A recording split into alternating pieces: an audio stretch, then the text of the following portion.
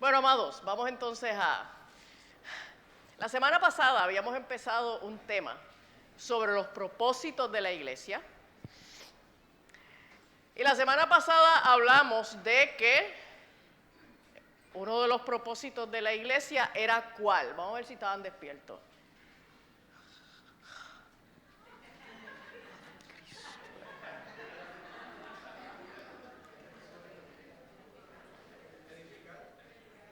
Eso mismo. ¿Quién te lo choteó? Uno de los propósitos de la iglesia era la edificación. Te viene aquí, vayan a un neurólogo, por favor, porque la memoria les está fallando. Nosotros venimos a la iglesia a construir nuestras vidas espirituales. Venimos a edificarnos. Y ese es uno de los propósitos de la iglesia. Ahora, hoy quiero que hablemos de otro de los propósitos de la iglesia, que es tan importante como el que hablamos la semana pasada. La iglesia existe para que prediquemos el evangelio. ¿Ok? Y cuando vamos a Mateo, en el capítulo 28, desde el verso 16 hasta el verso 20, dice, pero los 11 discípulos, ¿por qué 11? Porque ya Judas no estaba y porque todavía no había ocurrido que habían seleccionado al sustituto, ¿ok? Pero los 11 discípulos se fueron a Galilea, al monte donde Jesús les había ordenado. Miren qué interesante, ellos le hacían caso a Jesús. Solo lo que Jesús les dijera, mira, vayan a ese monte.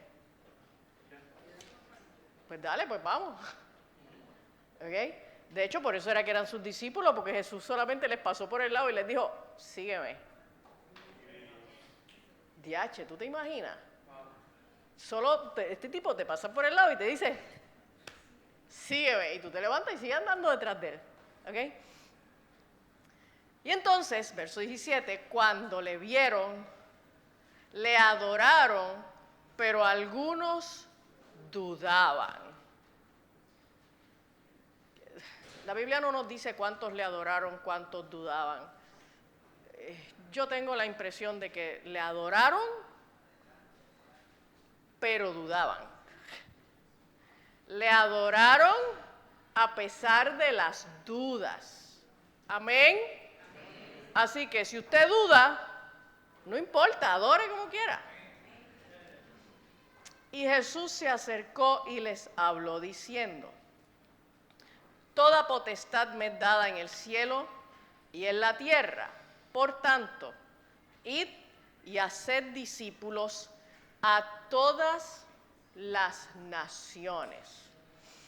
Nosotros hemos escuchado esto muchísimas veces y pensamos que, bueno, pues sí, es lógico, pero para el judío esto no era lógico, porque el judío se entendía como la nación de Dios, el pueblo de Dios, que no se juntaba con ninguna otra nación, que no iba donde ninguna otra nación a nada. Así que Jesús les está diciendo, ustedes van a ir a todas las naciones. Ustedes van a trascender los límites de Israel. Amén.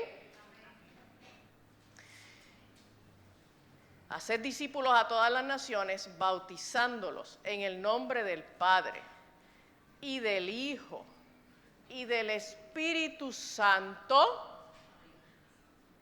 Aquí Jesús nos revela con toda claridad la Trinidad, el Padre, el Hijo y el Espíritu Santo, y enseñándoles que guarden todas las cosas que os he mandado. Y he aquí yo estoy con vosotros todos los días, hasta el fin del mundo. Amén. Ahora bien, si bien en este pasaje podemos sacar muchas otras cosas, yo quiero mencionar dos en particular. Primero, Jesús le dice a los discípulos que Él tiene toda la autoridad. Él tiene toda la autoridad. Mire la profecía que aparece en Daniel, en el capítulo 7, versos 13 y 14. Obviamente está hablando de Jesús y dice: miraba yo en la visión de la noche, y he aquí con las nubes del cielo venía uno como hijo de hombre, que vino hasta el anciano de días, y le hicieron acercarse delante de él, y le fue dado dominio, gloria y reino, para que todos los pueblos, naciones y lenguas le sirvieran. Su dominio es dominio eterno, que nunca pasará, y su reino uno que no será destruido. Entonces Jesús, cuando va a comisionar a los discípulos, lo primero que les establece es: yo tengo toda la autoridad, yo tengo todo el poder, yo tengo todo el dominio.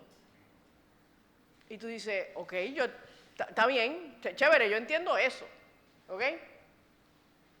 Sin embargo, mire la conjunción que junta esa declaración de que Él tiene toda la autoridad con la comisión. Porque Él tiene toda la autoridad, entonces, por tanto, en virtud de eso, id. Id. La autoridad que tiene Jesús es no solo lo que nos comisiona, también lo que nos capacita. Porque Él tiene toda la autoridad, es que nosotros vamos como embajadores, como representantes de ese hombre, Dios autorizado. Amén.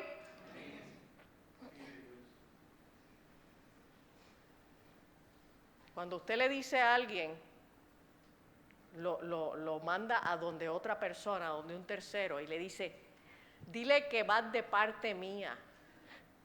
¿Qué tú le estás queriendo decir? La autoridad o la relación, la cercanía, ¿verdad? La confianza que ese tercero tiene contigo, tú se lo traspasas a ese otro. Dile que yo te mandé, ¿ok? Dile que vas de parte mía. Dile que tú eres mi primo, ¿okay? Mira, dile que tú eres mi primo, ¿ok? En Puerto Rico, como todos somos primos, ¿ok?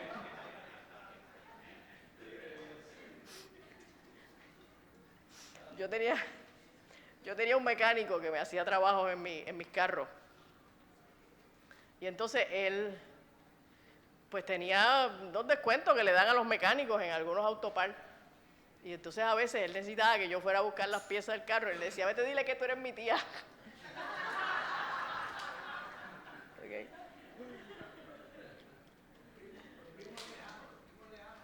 Exacto, Titi Angie. Y allí iba yo: mira, yo soy Titi Angie, estoy aquí. Vine a buscar las piezas del carro. Okay. Yo no lo hacía, estoy relajando. O sea, él me mandaba que yo le dijera que yo era la tía, pero yo no le decía: mira, yo soy la tía, porque soy embuste. ¿Okay? Pero lo otro que dice ese pasaje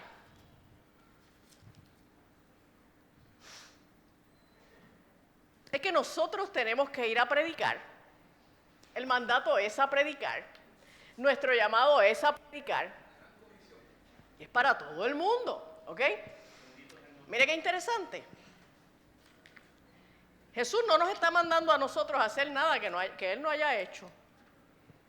Entonces, la autoridad con que Jesús nos comisiona no tiene que ver solo con que Él tiene toda la autoridad en el cielo y en la tierra, y Él es el Hijo de Dios, y las profecías hablaban de que Él tenía todo el dominio. Sí, eso es cierto, pero no es lo único. Porque lo que pasa es que lo que Jesús nos mandó a hacer, Él lo hizo primero.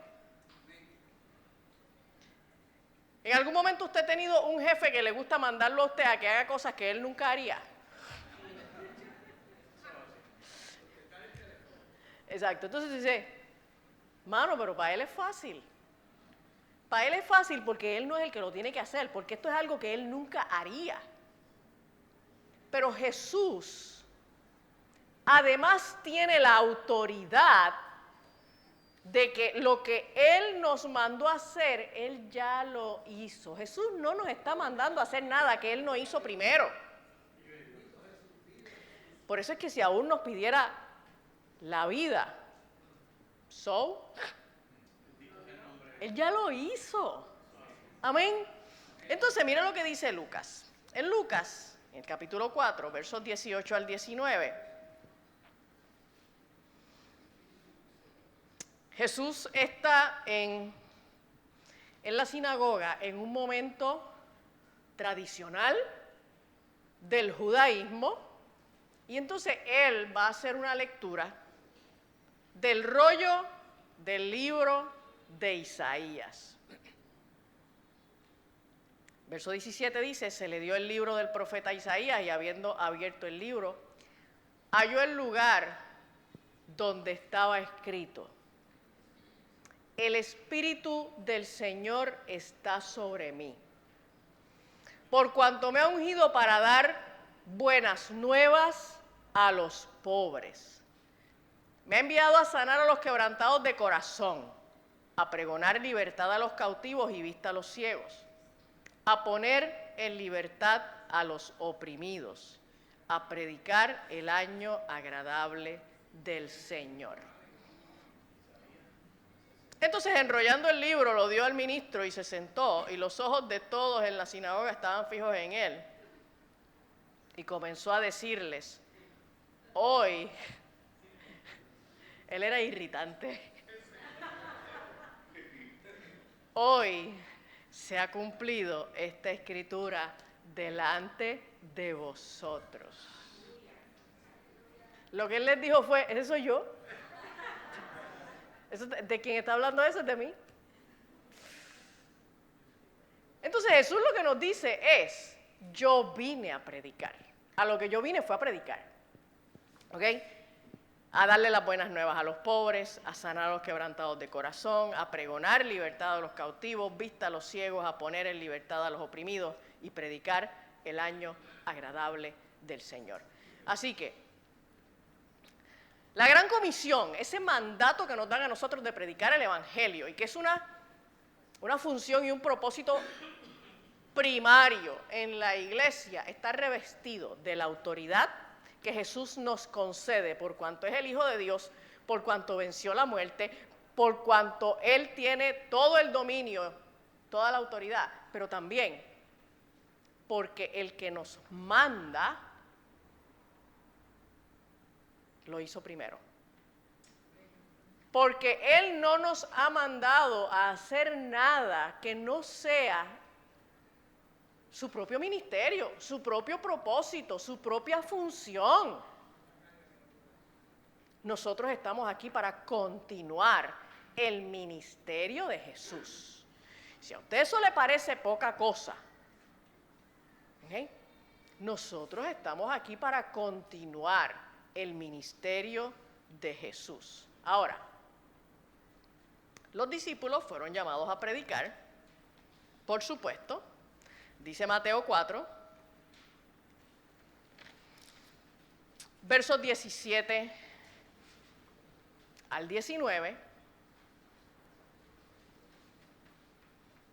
cuando Jesús inicia su ministerio en la versión de Mateo, dice, desde entonces comenzó Jesús a predicar y a decir, arrepentíos porque el reino de los cielos se ha acercado. Andando Jesús junto al mar de Galilea, había dos hermanos, Simón, llamado Pedro, y a Andrés, su hermano, y echaban la red en el mar porque eran pescadores. Y les dijo, venid en pos de mí y os haré pescadores de hombres. Dejen de pescar pescadito, eso lo hace cualquiera. Vénganse conmigo, que yo los voy a llevar a pescar otra cosa, algo más excelente, algo mejor, a invertir la vida en una mejor pesca. ¿Ok? Y entonces esos discípulos que fueron llamados y que siguieron a Jesús para predicar, pues ¿qué fue lo que hicieron? Predicaron. Dice Hechos 17, versos 6 al 7.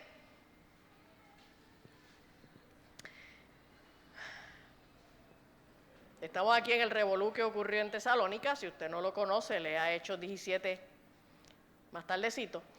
Dice, pero no hallándolos trajeron a Jasón y a algunos hermanos ante las autoridades de la ciudad gritando, estos que trastornan el mundo entero también han venido acá, a los cuales Jasón ha recibido, y todos estos contravienen los decretos de César diciendo que hay otro rey, Jesús. Entonces, en este incidente, miren de lo que se acusa a los discípulos. De trastornar al mundo entero. Uy. Esta gente armaron un revolú en Tesalónica. ¿Ok? Y lo que ocurrió allí empezó a revolucionar la ciudad. Lo que pasa es que lo que se supone que ocurra cuando nosotros predicamos el Evangelio, en la mayoría de los casos, oye, porque hay momentos en donde sencillamente no te quieren escuchar, te dan 2 patadas y te sacan, ¿ok? Y también para eso, pues ya Jesús hizo provisión y te dijo, pues sacúdete el polvo de los pies y sigue para adelante, ¿ok? Sin embargo, si bien es cierto que nosotros podemos esperar que haya gente que no nos escuche, que nos rechace y que renuncie a conocer a Jesús, también es cierto que esto se supone que ocurra. Hay lugares donde nosotros vamos a predicar que lo que se va a armar es un revolú y la gente va a querer escuchar la palabra de Dios. Y va a haber debate, y va a haber quienes se oponen, y va a haber quienes quieren seguir. Porque Jesús mismo vino y dijo que Él no venía a traer paz. Él venía a traer espada, Él venía a revolcar el avispero. Amén. Entonces, esta gente seguían con el mismo cuento que había ocurrido cuando todavía Jesús estaba vivo. Esa es la acusación de Jesús. ¿A Jesús por qué lo matan? Porque decía que era rey de otro reino. Y eso se oponía al reinado de Roma sobre Israel, porque se suponía que el único rey era el César. Amén. Pero esta gente estaban diciendo, a pesar de que sabían que mencionar la posibilidad de que hubiera otro rey sobre los territorios que estaban dominados por Roma, decir que había otro rey que no fuera el César les podía costar la vida. Pues esta gente estaban diciendo que había otro rey, Jesús. Oye, y encima de que era otro rey, era un muerto. ¿Ok? Así que los discípulos se fueron a predicar y la predicación de los discípulos provocó revuelo. Porque ellos fueron directos, ellos fueron intencionales, ellos predicaron la verdad aunque les costara la vida. Mira lo que dice en el capítulo 19, el verso 10.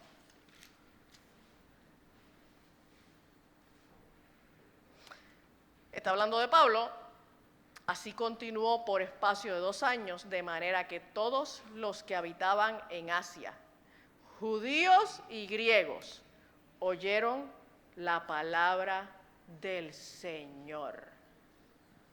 Yo no sé si esto es una hipérbole. Todos, o sea, aquí dice todos los que habitaban en Asia. Asia es grande. Judíos y griegos oyeron la palabra del Señor Jesús sin emisoras de radio, sin televisión, sin internet. Oye, porque ahora es bien fácil pararse en un púlpito, transmitir por YouTube y decir que estamos llevando el Evangelio a las naciones.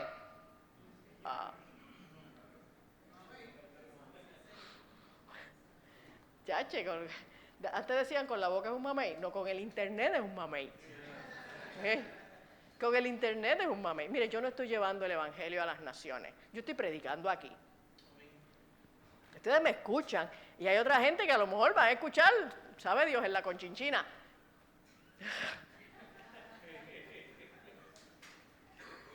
Pero dice el pasaje de Hechos que el trabajo de los primeros cristianos, de los discípulos, fue tan intenso, fue tan extremo, que en ese punto de la historia, algunas décadas después de la muerte de Cristo,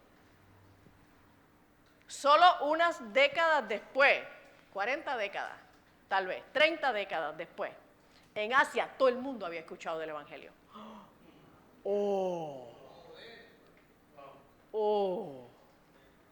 ¿Ok? Esta gente estaban cogiéndose en serio la gran comisión. Ahora, ¿qué debemos predicar? Interesante. Porque predicaciones ¿por qué debemos predicar? Debemos predicar, primero, porque Jesús lo ordenó. Porque Jesús lo dijo. ¿Cuántas veces todos los que criaron hijos aquí y algunos de los que también están criando nietos, le dieron unas instrucciones a uno de los muchachos y entonces tuvieron la osadía? Mira cómo Ricardito se ríe. Te fuiste en un flashback. Tuviste la osadía de preguntarle a tu padre o a tu madre, pero ¿y por qué tengo que hacer eso? ¿Y cuál fue la respuesta? Porque yo lo digo. ¿Ok? No le crea a los psicólogos. Los psicólogos le dicen... Los psicólogos le dicen que usted tiene que darle explicaciones a los muchachos y tiene que, tú sabes... Mire, hay veces que hay que explicar y hay veces que no. Hay veces que hay que dar órdenes. Hay veces que hay que mostrarle a los hijos que yo soy el que tengo autoridad, te estoy dando una orden y tú lo tienes que hacer. ¿Cuántos dicen amén? Ya está. Sí. ¿Por qué lo tengo que hacer? Porque sí. Entonces yo le contesto a ella, porque sí. Y él me dice, pero eso no es una razón. Y yo digo, sí, mi amor, eso es una razón, pero no es una explicación. Son dos cosas distintas. Yo no te estoy explicando por qué lo tienes que hacer, pero te estoy dando la razón. Lo tienes que hacer porque sí, porque yo te lo dije. ¿Ok? El modelo de crianza de los padres con los hijos tiene que cumplir el propósito de modelar la relación que los seres humanos tienen que tener con Dios. Amén. Si usted quiere que sus hijos sean siervos de Dios, que conozcan a Dios y que aprendan a servirle y a obedecerle, pues usted tiene que tener un modelo de crianza que sea bíblico y que represente en la relación con sus hijos lo que es la relación con Dios. en la mayoría de las ocasiones, las instrucciones que Dios me ha dado no tienen mucha explicación. Entonces, Dios me manda a que haga. ¿Ok? Dios me manda a que haga y yo le obedezco porque Él es mi Padre. Porque quien tiene la autoridad es Él. Amén. Dios no es ilógico. Dios no es irracional. Lo que pasa es que sus pensamientos son mayores que mis pensamientos. ¿Me siguen? Entonces, hay veces que Dios me va a decir, como nosotros le hemos dicho en muchas ocasiones a nuestros hijos, cuando nos hacen algunas preguntas, le hemos tenido que decir, mira, mi amor, lo que pasa en este momento no te puedo explicar porque no lo vas a entender, ¿verdad? Especialmente cuando los preescolares empiezan a hacer preguntas sobre de dónde vienen mis hermanitos.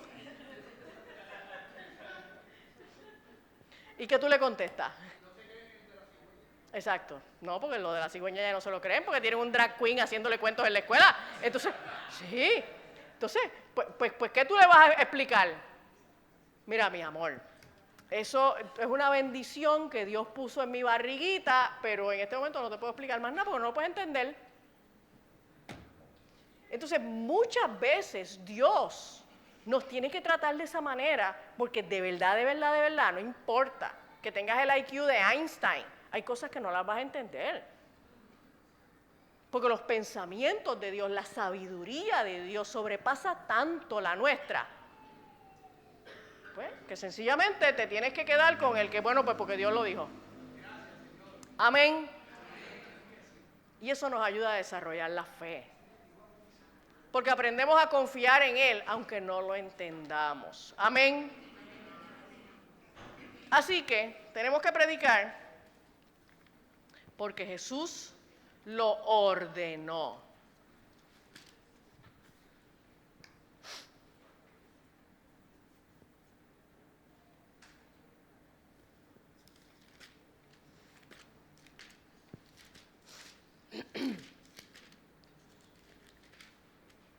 Usted sabe que cuando los predicadores están perdidos le dicen a la gente, alábalo mientras.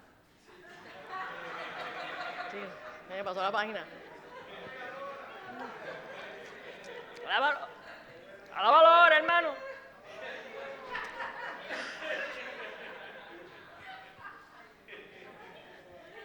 Ahí dice Mateo 16, no es Mateo 16, es Marcos. En Marcos 16, verso 15,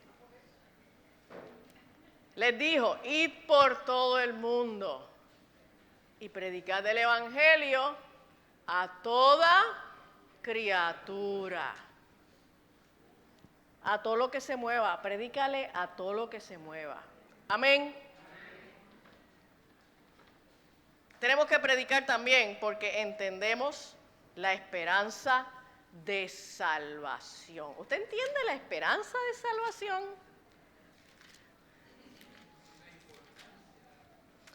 ¿Usted entiende que de verdad hay un infierno? Y que nosotros no tenemos la capacidad de imaginar la tortura aterradora que va, o que ocurre, no es que va a ocurrir, que ocurre allí, hasta la eternidad.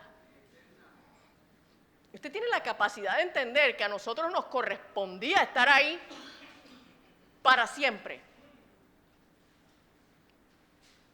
Que el infierno para nosotros es la eternidad por default.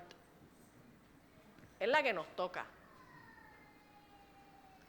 Pero que por causa del sacrificio de Jesucristo nosotros podemos tener esperanza de pasar la eternidad delante de su presencia. Dice Tito 1:2, en la esperanza de la vida eterna, la cual Dios, que no miente, prometió desde antes del principio de los siglos. Si Dios lo dijo, es verdad, porque Dios no miente. Si hay algo en lo que nosotros podemos confiar es en esa esperanza de vida eterna. Y debemos predicar también porque sabemos que habrá un juicio.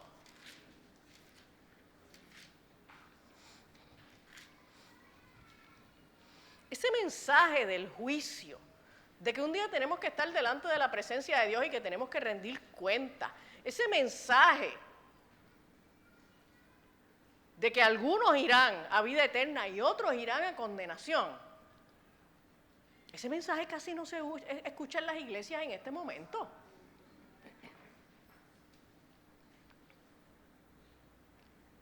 Y el único mensaje que se escucha en la iglesia, no voy a decir no el único, pero el mensaje que probablemente más se escucha en las iglesias, váyase por internet y pasee por las predicaciones de otra gente y dése cuenta de que las predicaciones son el amor de Dios, la bondad de Dios, la gracia de Dios, y entonces pues, ya que Dios ha sido tan bueno contigo,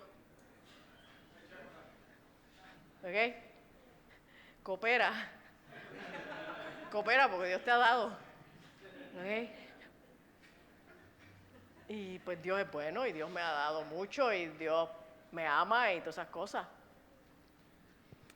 Pero esa no es la centralidad del mensaje del Evangelio, hermano. Esa no es la centralidad del mensaje del Evangelio. Entonces, el mensaje del Evangelio, en la medida en que usted lo perciba tan atractivo, tan poco amenazante, tan poco confrontador, pues entonces lo que le están predicando es otra cosa. La predicación de Jesús fue: arrepiéntanse porque el reino de los cielos se ha acercado. Si la predicación no nos está diciendo que nos tenemos que arrepentir, ya vamos mal. Ya vamos mal. La predicación del Evangelio se tiene que centrar en nuestra realidad de que somos pecadores, tenemos el infierno como destino eterno, y Cristo, cuando nosotros éramos sus enemigos, nos amó y murió por nosotros, para que todo aquel que en Él crea no se pierda, sino que tenga vida eterna. Mira lo que dice 2 de Pedro, capítulo 3, verso 11 al 15. Puesto que todas estas cosas han de ser desechas, ¿cómo no debéis vosotros andar en santa y piadosa manera de vivir, esperando y apresurándoos para la venida del día de Dios, en el cual los cielos, encendiéndose, serán deshechos? Yo no puedo imaginarme esa expresión. O sea, yo trato de como que, ok, exactamente qué es lo que va a pasar ahí. Yo no sé. Encendiéndose serán deshechos, y los elementos siendo quemados se fundirán. DH. Esto es el calentamiento global. Entonces, tú lees esa expresión y tú dices, oh my God, yo no quiero estar ahí. Mire lo que dice el verso 13. Pero nosotros esperamos, según sus promesas, cielos nuevos y tierra nueva, en los cuales mora la justicia. Por lo cual, oh amados, estando en espera de estas cosas, ¿tú estás esperando estas cosas? Procurad con diligencia ser hallados por Él sin mancha e irreprensibles en paz. Y tened entendido que la paciencia de nuestro Señor es para salvación, como también nuestro amado hermano Pablo, según la sabiduría que le ha sido dada, os ha escrito. La paciencia de Dios es para salvación. ¿Okay? Cuando nosotros miramos el mal que hay a nuestro alrededor y decimos, Dios mío, pero ¿cómo es que no acabas de llegar? Pues no acabas de llegar porque está teniendo paciencia para que otros se salven. O tú te crees que porque tú te salvaste, pues ya, tan. Tú sabes. ¿Ok? Sí. Que el día que tú te convertiste, pues ya, consumado es. No. Así no es la cosa. Ahora, ¿De quién es responsabilidad la predicación? ¿Quién es el que es responsable de predicar? Los líderes tienen una responsabilidad primaria de predicar el Evangelio. Escúcheme bien. Cuando hablamos de que los líderes son responsables de predicar, no estamos hablando de que tienen que estar parados en el púlpito. ¿Ok?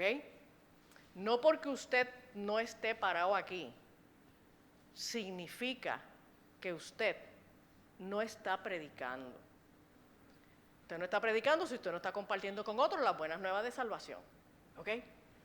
Pero el púlpito, el domingo, la iglesia, es solo uno de los foros desde donde hay que predicar. Amén.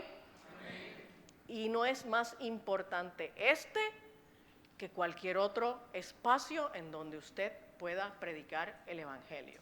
Amén. En 2 de Timoteo 4:5,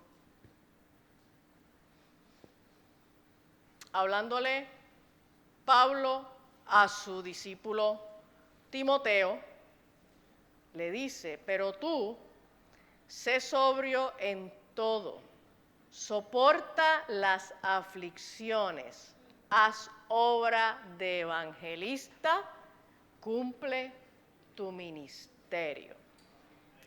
Timoteo era un líder de la iglesia, uno de los líderes más jóvenes que había en ese momento. Y como líder en la iglesia, Pablo le dice: haz obra de evangelista.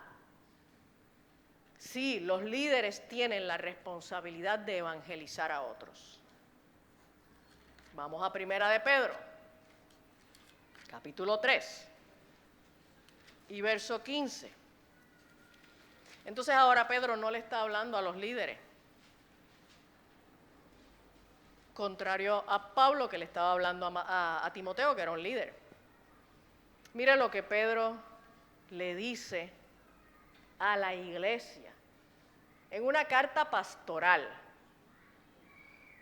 Santificad a Dios el Señor en vuestros corazones y estad siempre preparados para presentar defensa con mansedumbre y reverencia ante todo el que os demande razón de la esperanza que hay en vosotros.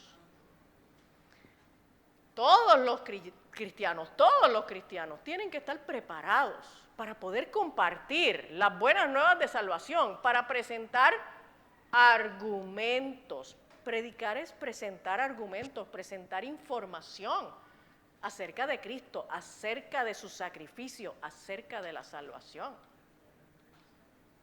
¿Tú estás preparado para explicarle a alguien por qué tú crees en Jesús?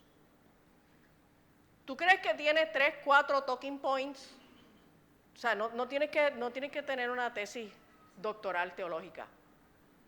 ¿Tú estás preparado para tener 3 o 4 puntos que tú le puedas mencionar a alguien acerca de la doctrina de salvación? Lo que Dios hizo en tu vida.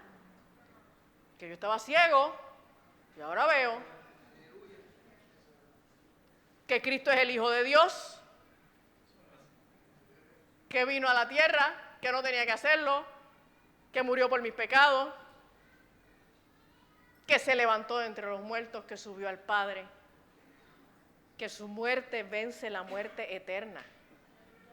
Y que ahora, a partir de este momento, de ese momento, todo aquel que cree en ese sacrificio, tiene vida. Tiene vida. Tiene vida porque Él carga mis pecados y me transfiere su justicia. Eso es todo. Eso es todo. Si tú puedes explicar eso, tú puedes predicar. No es muy complicado. Y es el llamado de Dios para todos.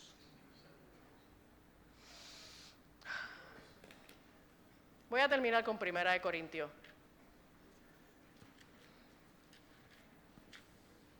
Capítulo 9 y verso 16.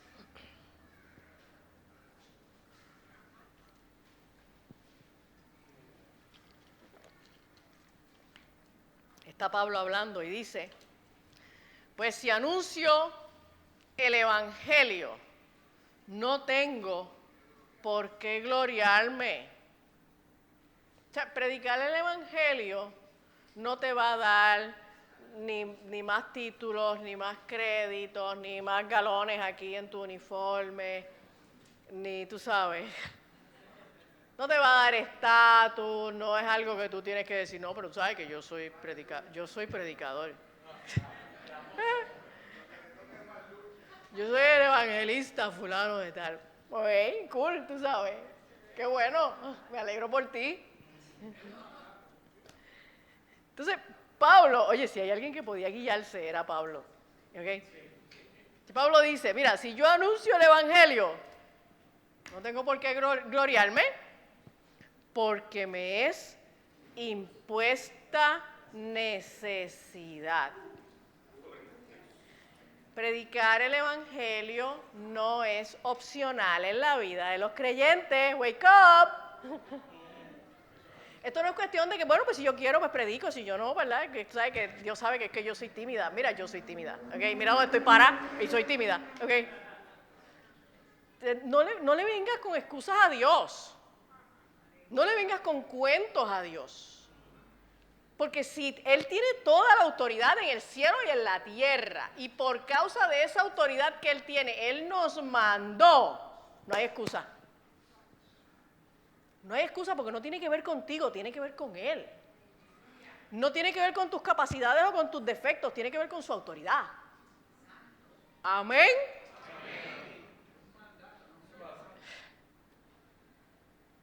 Me es impuesta necesidad. Yo tengo que predicar el evangelio. Tú tienes que predicar el evangelio y ya. Amén. Esto no es si quiere. Ese era el discurso que yo le daba a Nani y posteriormente a Ian.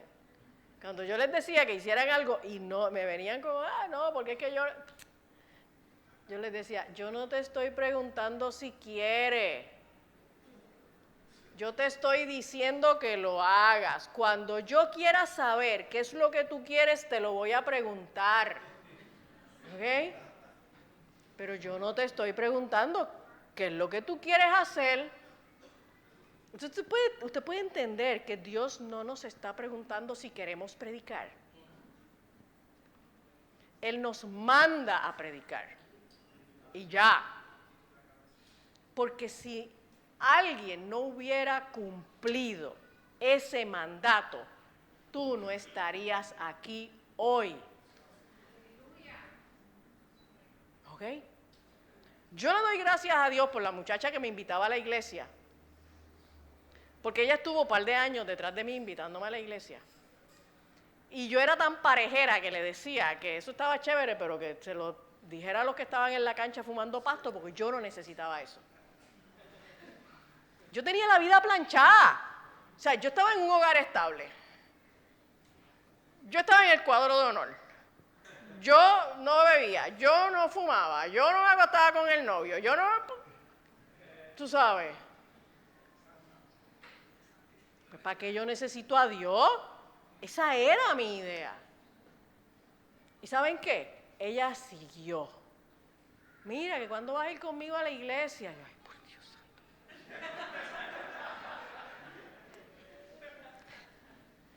Hasta aquel buen día en que le dije, mira,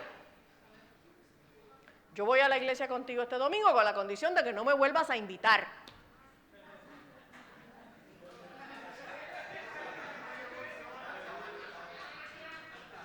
Es que yo le hubiera dicho eso, yo le hubiera dicho, mira, pues así no vayas nada. Pero ella me dijo, pues está bien, pues dale. Y ese domingo yo me convertí.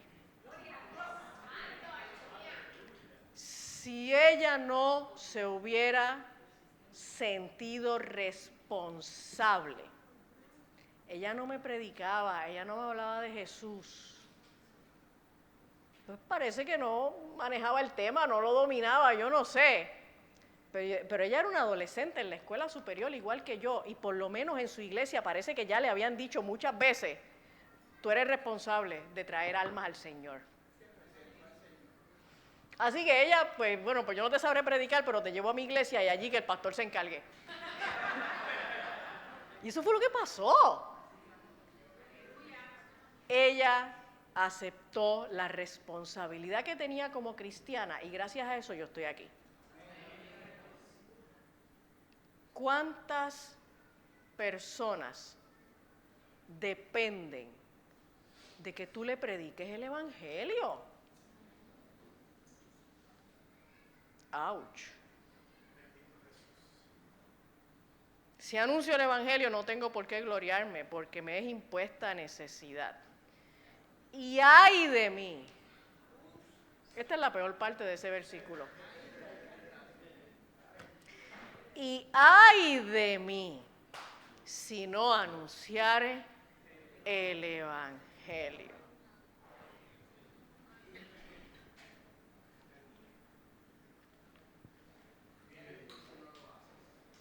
Entonces nosotros recordamos esa vez que, por ejemplo, tu mamá te dijo, cuando yo llegue, tu cuarto tiene que estar recogido. Y ay de ti. ¿Qué significaba ese ay de ti? Eso a ustedes no les pasa porque ustedes... ¿Qué significaba ay de ti?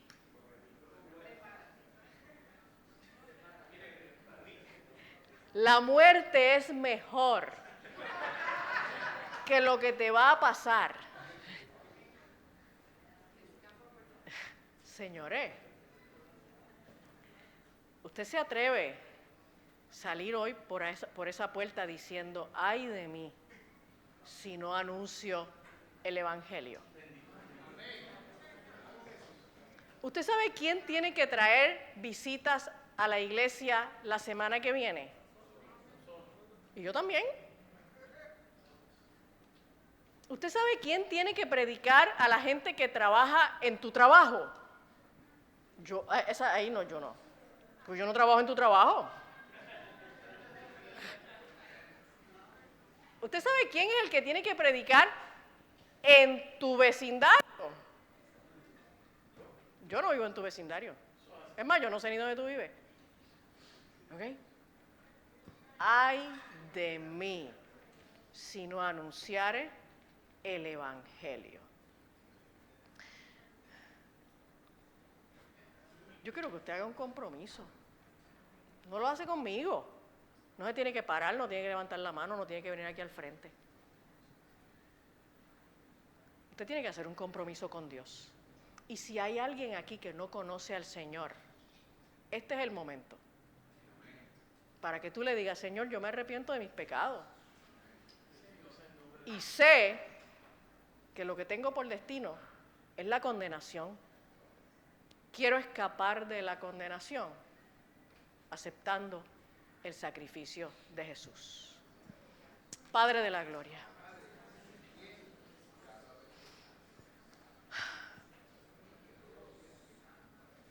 Señor, gracias porque tú fuiste a la cruz para que nosotros pudiéramos tener vida. Gracias porque tú mandaste a los discípulos a que predicaran este evangelio y ellos fueron fieles y empezaron a predicarlo y 2000 años después todavía el evangelio de Jesucristo es predicado en todo el mundo y todavía el cristianismo por los pasados siglos sigue siendo la religión que más miembros tiene. Gracias, Señor, porque hay millones de personas alrededor de todo el mundo que te conocen. Pero todavía hay tanta gente, Señor, que no te conoce. Todavía hay tanta gente que no ha escuchado este mensaje. Todavía hay tanta gente que no te ha reconocido como Salvador. Gracias porque un día alguien asumió su responsabilidad y nos predicó a nosotros. Y permite, Padre Santo, que hoy nosotros salgamos de aquí con la convicción y con el compromiso de que predicar el Evangelio es una necesidad para nosotros. Y ay de mí si no lo hago. Señor, yo no quiero ser responsable de la perdición de otros. Yo quiero predicar el Evangelio. Y aquellos que me escuchen, si lo rechazan, ellos son responsables de su propia perdición. Pero si se pierden porque nunca nadie les habló, yo soy responsable de eso. Ayúdanos, Padre Santo, a vencer nuestros temores. Ayúdanos, Padre Santo, a sentir esta confianza de que cuando nosotros predicamos tu palabra, lo estamos haciendo con la autoridad del Santo. Y tú nos respaldarás y tu palabra no regresará vacía. Gracias, Señor Jesús. Gracias, Señor Jesús. Úsanos, Padre. Úsanos, Señor. Amén. ¿Quién vive? Cristo. Y a su nombre.